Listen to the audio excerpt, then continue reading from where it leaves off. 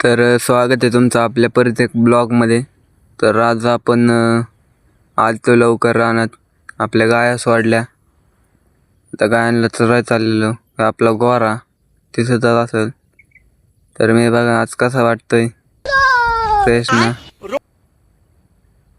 आपल्या गाया त्या वरती गाय चालली, त्याच्या मागे 2 कुत्रे आहेत. आपण आता गाया घेऊन चाललेलो आहे चरायला.